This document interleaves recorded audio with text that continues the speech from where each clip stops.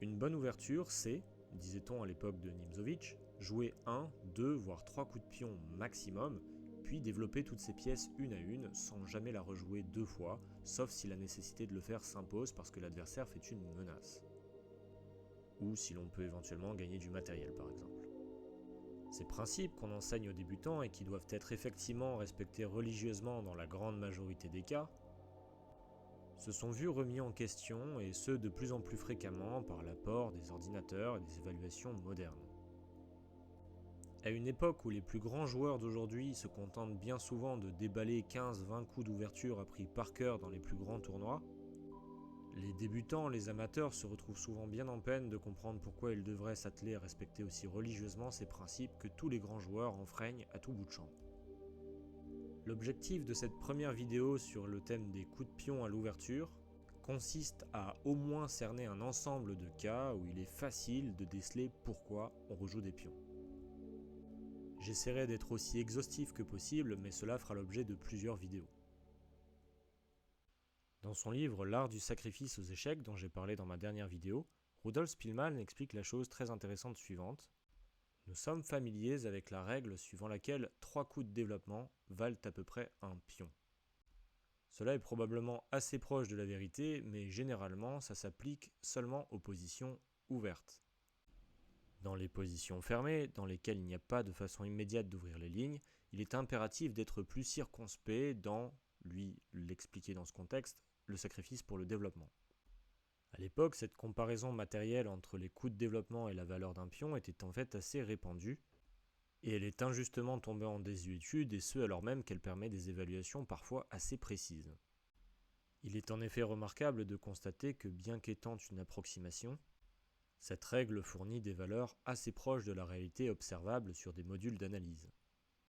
Par exemple ici, depuis la position de départ, en s'amusant à jouer 3 coups de développement gratuitement en plus pour les blancs, on constate bel et bien qu'effectivement les valeurs obtenues sur l'évaluation de la position tournent remarquablement autour de 1. Je vous invite à le vérifier par vous-même sans que cela soit spécifiquement lié à la position de départ, et vous verrez que bien souvent l'évaluation coïncide. Il est très important de préciser qu'un coup de pion central est considéré comme un coup de développement, suivant les principes classiques. Toujours suivant ces mêmes principes classiques, les coups de pion A et H ne sont jamais considérés comme des coups de développement. Les coups de pion B et G ne le sont que sous réserve de permettre un fianchetto. L'avancée du pion F n'est que rarement considérée comme un coup de développement pour les faiblesses qu'il occasionne notamment sur le roi. L'avancée du pion C de 2 cases a très souvent la valeur d'un coup de développement. Mais dans le cas général, cette mention spéciale est spécifiquement attribuée aux pions D et E. En effet, à part les pions B et G, ce sont seulement leurs avancées qui permettent le développement des fous. L'objectif de cette vidéo est tout de même d'apporter une claire limitation à cette mesure dans le cadre des jeux fermés. Un jeu fermé est caractérisé par la présence de 2 paires de béliers centraux, c'est-à-dire des pions qui se font face et qui ne peuvent plus avancer car ils se bloquent l'un l'autre. Les positions qui n'en présentent qu'un sont en général désignées sous l'appellation de semi-ouvertes. Pour effectivement conférer à la position son caractère fermé, les béliers doivent généralement se trouver dans le carré central au sens large, constitué des 16 cases. J'ai dit 2 paires de béliers dans le carré de 16 cases au sens large, mais si la position en présente davantage, elle n'en est que d'autant plus fermée. Enfin, j'ai bien conscience qu'il existe des cas caricaturaux de positions dans lesquelles il n'y aurait qu'un seul bélier central et qui seraient encore définis comme fermés. Il n'existe en effet pas de définition universelle sur le concept de jeu ouvert, jeu fermé, et cette définition s'étalonne en réalité dans un continuum de cas très particuliers allant d'un jeu très ouvert à très fermé. Il est également très important de noter que le caractère fermé de la position, outre le nombre de béliers, dépend de l'explosivité de la position. Il ne viendrait en effet à l'esprit d'aucun joueur attentif de considérer cette position comme fermée, car il est clair que tous les pions au centre sont voués à disparaître suite à des échanges. On peut donc apporter à la définition de fermé la précision que les béliers installés doivent être durables. C'est fort de ce préambule que nous allons montrer la nécessité d'enfreindre tous les principes précités dans la ligne d'avance de la française. Ici, un joueur qui voudrait a priori respecter à la lettre les principes d'ouverture de Nimzowitsch jouerait cavalier C6. Un coup qui fera rigoler n'importe quel joueur de française et même n'importe quel joueur d'échecs de niveau correct, puisqu'après cavalier F3, On est bien en peine de voir comment les noirs vont pouvoir augmenter la pression sur le point censé être faible D4. Poussons la caricature jusqu'au bout. Fou B4 pour pouvoir sortir le cavalier en E7 sans être gêné, C3, fou A5. Les noirs ont a priori correctement respecté les principes, mais leur position est pourtant complètement perdue. Le fou noir s'est volontairement incarcéré à l'extérieur de la chaîne de pions des blancs, tapant sur un mur depuis les cases B6 et A5, et le cavalier C6 mord lui aussi dans du granit sans pouvoir aller nulle part. Tout cela à cause d'une mauvaise articulation des pièces, les muscles, autour du squelette, les pions. Cette autre position caricaturale est elle aussi complètement à l'avantage des blancs. Et ce alors même que les noirs ont 4 coups de développement. Un module d'analyse donnera même ici un avantage très confortable à plus 0,6. A priori complètement à l'encontre de la règle de Spielmann. Et ce encore alors même que les noirs articulent toutes leurs pièces vers D4. À nouveau parce que les noirs ont déployé leurs muscles de pièces, sans articuler correctement leur squelette de pion. La bonne façon, comme vous le savez sans doute déjà, c'est de commencer par C5, installant d'abord correctement le squelette de pion avant de faire intervenir les muscles de pièces. Et, fort de ce principe, les blancs devraient répondre par C3, établissant eux-mêmes leur propre squelette avant de continuer leur développement de pièces. Pourquoi ? Parce que si à la place les blancs préfèrent cavalier F3, alors les noirs déboîtent littéralement une cote aux blancs en jouant pion prend D4. Parce qu'après cavalier prend D4, le squelette de pion noir est sain à long terme, alors que le squelette blanc, à cause du pion E5 esselé, est devenu beaucoup plus faible. Après par exemple cavalier C6, cavalier prend C6, B prend C6, les noirs remodèlent leur squelette de manière encore plus confortable, en préparant le superbe duo de pions central C5, D5 qui étouffera cette fois les blancs.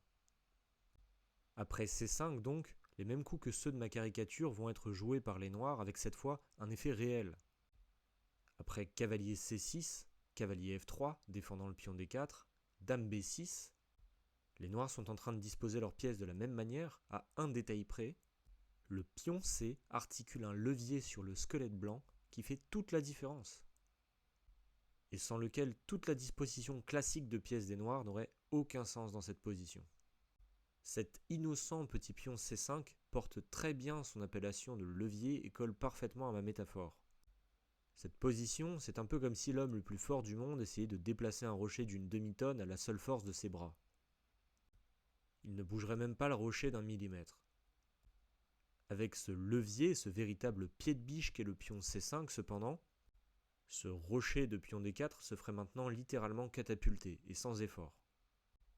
Au lieu de dame B6 ici, discutons d'un autre coup typique d'amateur dans cette position. C4. Un très mauvais coup. Mais pourquoi ? Les noirs viennent de prendre l'espace, non ? Certes, mais d'une part ils ont perdu toute la pression qu'ils exerçaient sur le centre blanc, et d'autre part, fait très important, la disposition du squelette blanc est telle que ce pion de pointe en C4 ne va pas tenir. Il est temps de faire un écart pour rendre hommage à mon livre préféré, Hensmore, l'art de jouer les pions. Cette chaîne d'échecs n'a que trop fait attendre la justice qui doit être rendue à ce traité. Reprenons les choses depuis la base, c'est le cas de le dire. Pour utiliser le vocabulaire de Hensmore, la chaîne de pions blancs présente ici une base formée d'un socle, A2 et B2. Hensmore explique alors que les pions se meuvent de manière à constituer toujours de nouveaux duos, encore et toujours plus loin dans le territoire adverse.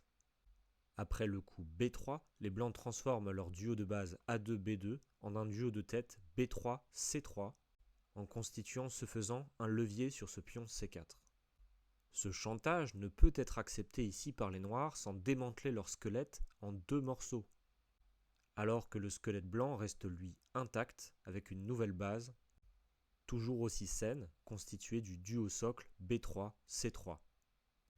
Comme cette nouvelle chaîne de pions possède de même un socle sain, elle pourra permettre de constituer un nouveau duo de pions plus avancé dans la position, C4-D4, dévorant le nouveau pion de pointe D5 adverse.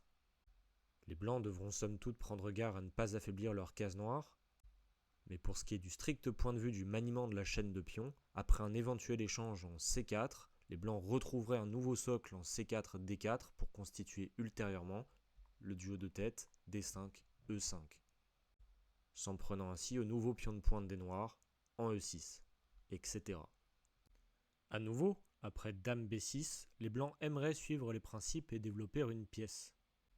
Et quoi de plus naturel en ayant commencé à développer l'aile roi que de préparer le petit roc par Fou D3, où le fou remplit ici son efficacité maximale sur les deux diagonales simultanément. Le problème, c'est que ce coup délaisse concrètement la protection du pion D4, et bien que les noirs ne puissent pas immédiatement le prendre après pion prend, puisqu'après cavalier prend, dame prend, la très célèbre découverte Fou B5 gagne la dame, mais ils peuvent en fait très tranquillement commencer par Fou D7, réitérant la menace cette fois-ci, et les blancs n'ont aucun moyen de défendre ce pion à cause de la pression sur B2.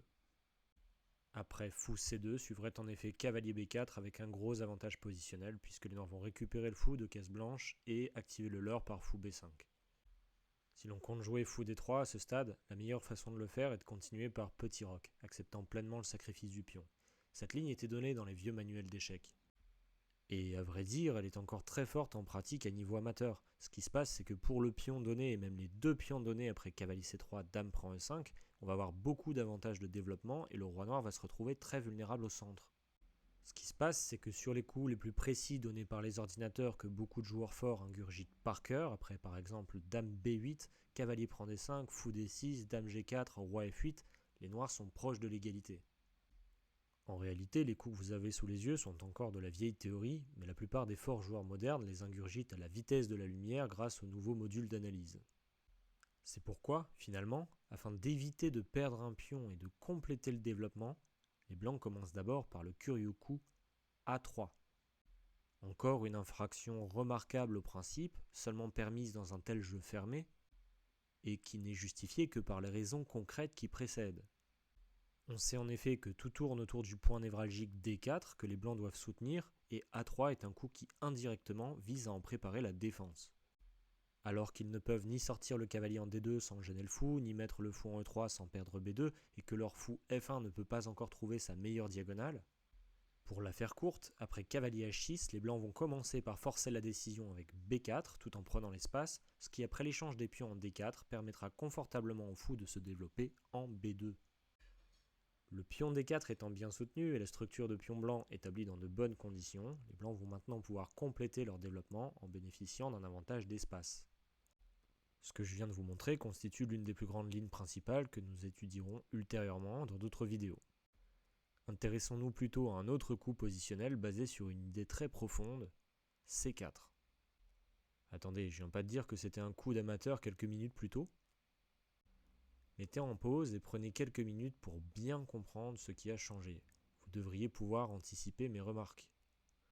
Ce qui a changé, c'est que là où je faisais mention du socle A2-B2 antérieurement dans mon analyse, ce socle sain est maintenant brisé par l'avancée du pion en A3. En raison de cela, les blancs ne peuvent désormais plus avancer leur pion B sans que les noirs capturent, tout simplement. Capture après laquelle les blancs resteront cette fois avec un pion arriéré à défaut d'un nouveau socle sain permettant d'avoir un nouveau duo de pointe. De sorte que même si plus tard dans la partie les blancs parviennent à avancer leur pion arriéré C4, cela ne fera que dévoiler un nouvel arriéré en D4.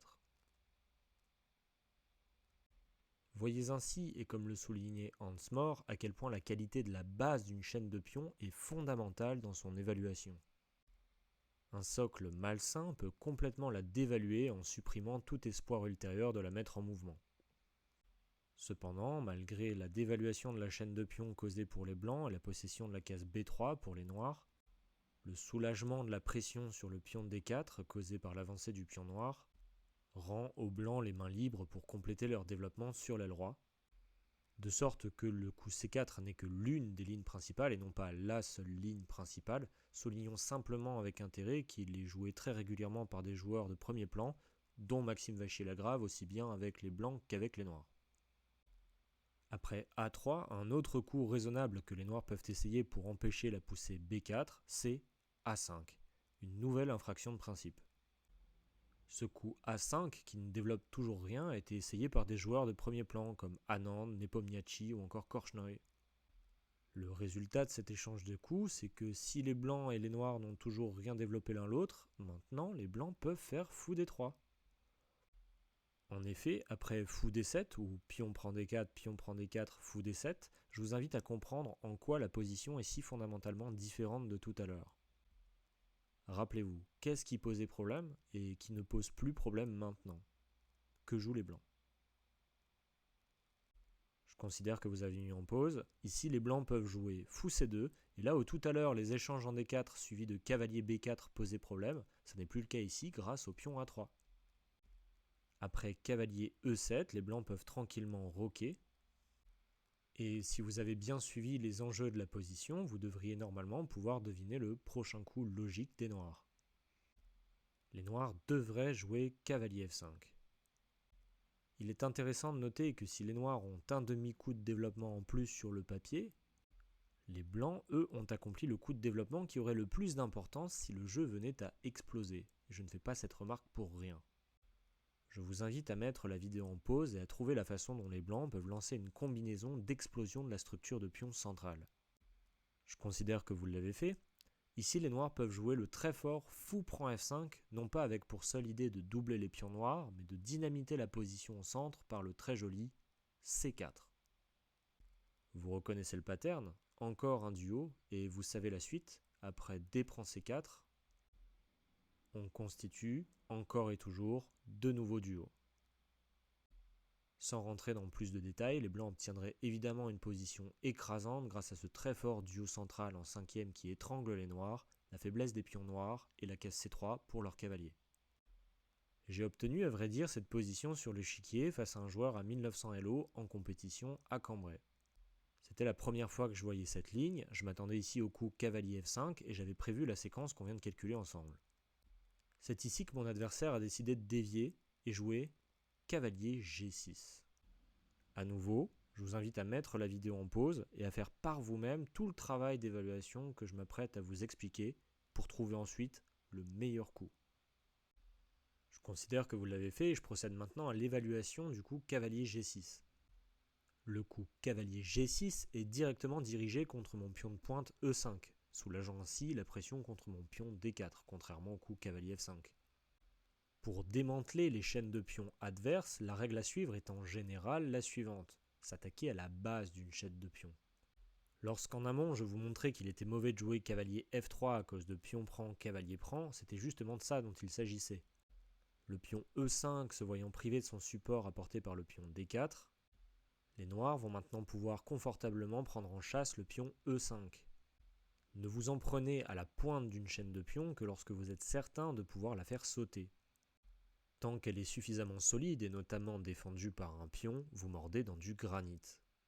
Cependant, si c'était au noir de jouer, voyez-vous la façon dont ils pourraient pourtant disposer de la position maladroite de leur cavalier et donner une justification à leur coup? Mettez la vidéo en pause et essayez de trouver comme si c'était très au noir. Si vous avez bien suivi tout ce qui précède, avec mes histoires de levier, vous trouverez le coup f6. Un coup certes bien thématique de la française qui prend en tenaille le centre des blancs, mais qui a pour inconvénient majeur de vulnérabiliser durablement la position du roi noir qui n'aura aucun refuge sûr. Ce coup f6 est à manier avec beaucoup de précautions. Ce qui se passe, c'est que je sais que les noirs n'ont plus que f6 à jouer, positionnellement, ou fou e7 comme coup de développement. Si les noirs se décident pour f6, je comprends qu'ils voudront que leur cavalier reste stable sur cette case. Et s'ils optent pour fou e7, je comprends que le cavalier n'aura plus de case pour se replier, à part f8.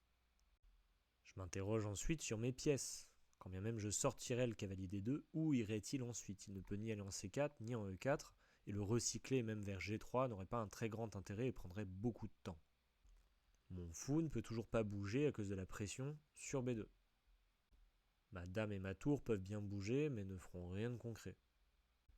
Je déduis ainsi de toute l'analyse qui précède que l'heure est encore au maniement des pions.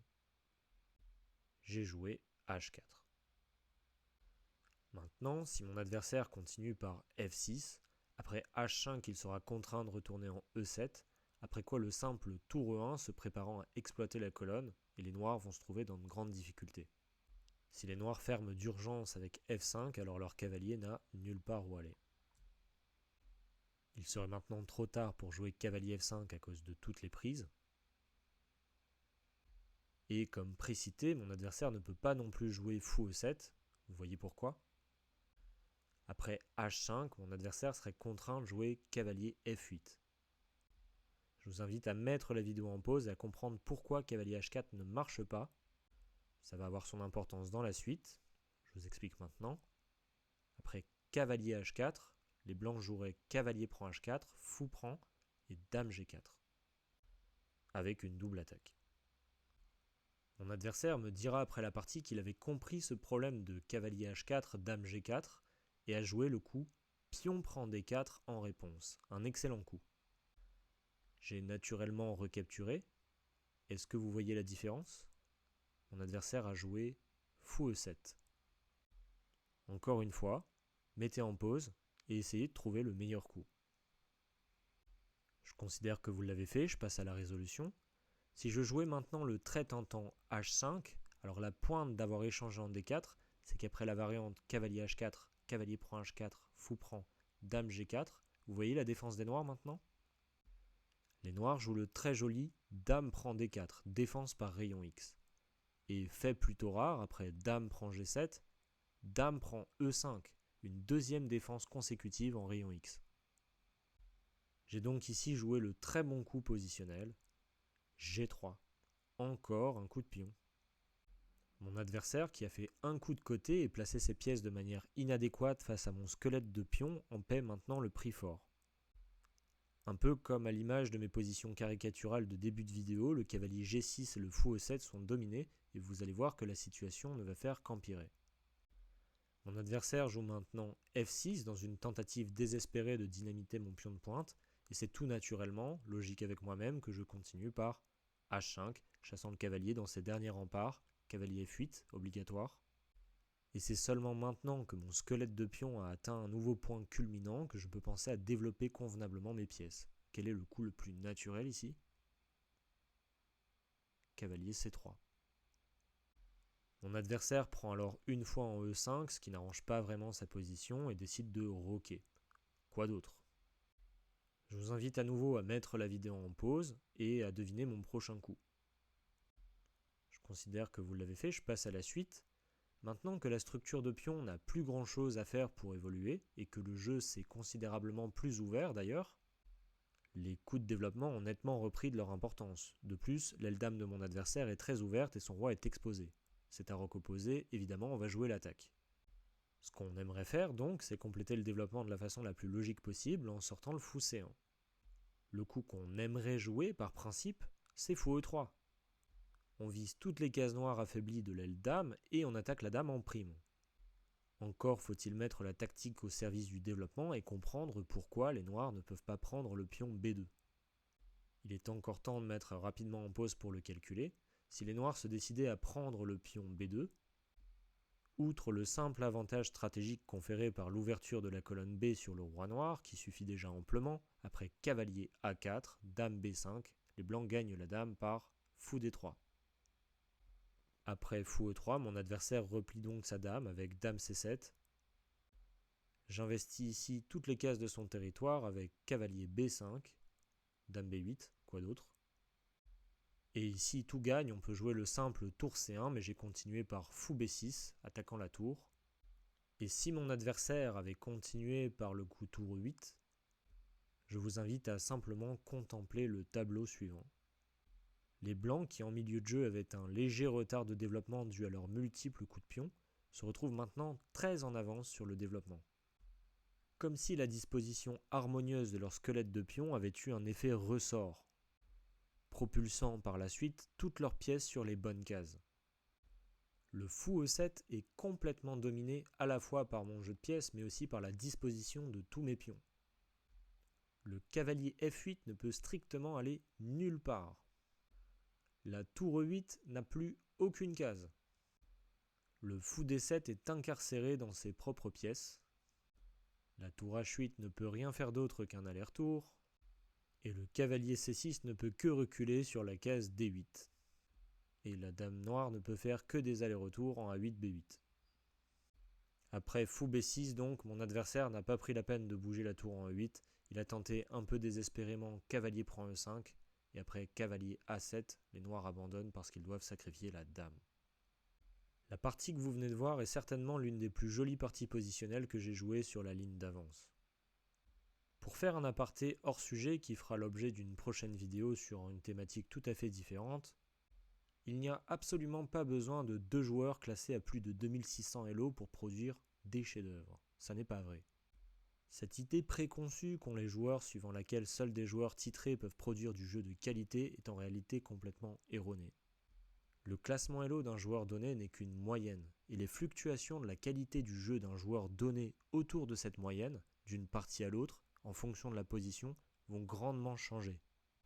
Un joueur d'un niveau donné peut tantôt produire une partie 400 points Elo au-dessus de son niveau, voire parfois davantage, et la partie d'après faire une gaffe monumentale et donner la partie en 1 sur un coup très mauvais qu'un joueur 300 ou 400 points Elo en dessous de son niveau n'aurait même pas commise dans la même position.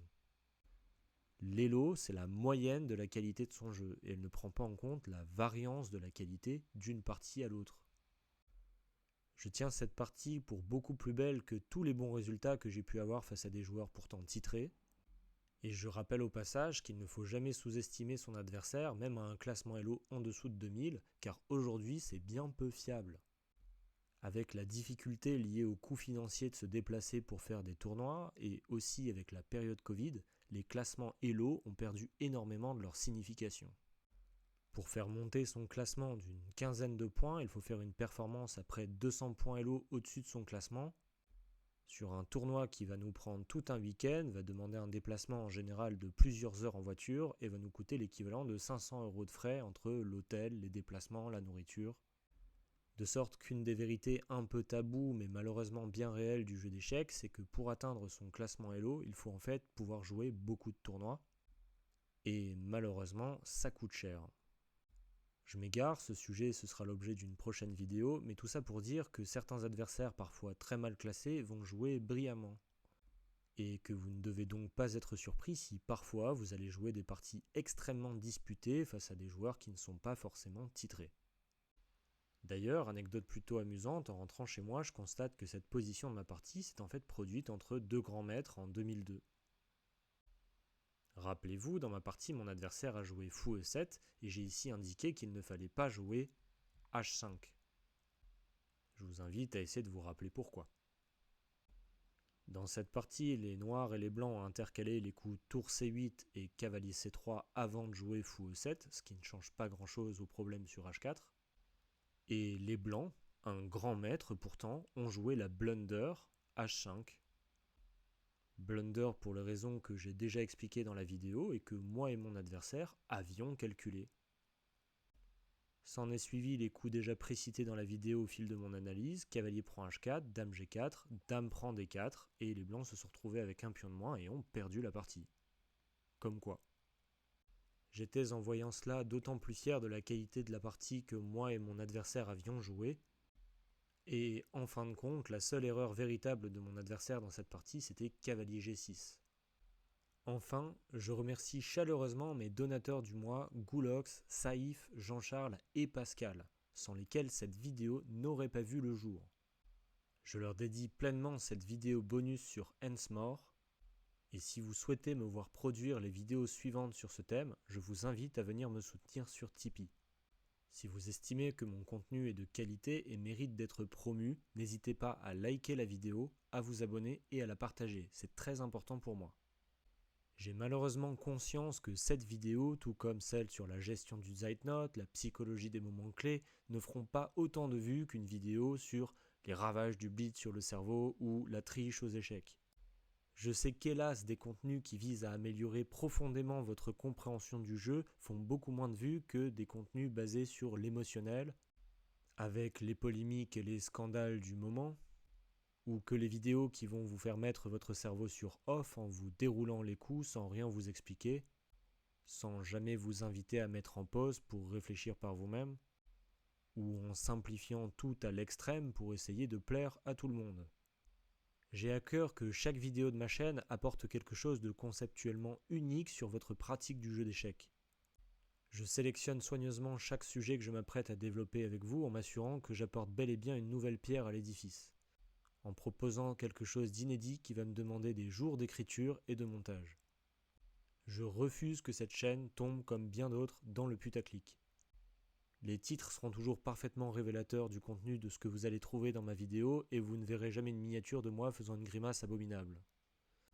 Le prix à payer, cependant, malheureusement, c'est l'invisibilisation de ma chaîne. Car il est encore une fois malheureusement difficile de se démarquer lorsqu'on n'a pas une stratégie uniquement axée sur le fait de faire cliquer, ou de maximiser sa rétention d'audience avec des stratégies de manipulation psychologique pure et simple. Donc à nouveau, si vous souhaitez véritablement voir fleurir cette chaîne et non pas qu'elle tombe dans les méandres de l'invisibilisation en faisant tout au plus quelques centaines de vues par vidéo, soutenez-moi. Sur Tipeee, ce serait génial, mais au moins en partageant ma vidéo et en la likant. Un grand merci à tous et à la semaine prochaine pour la suite.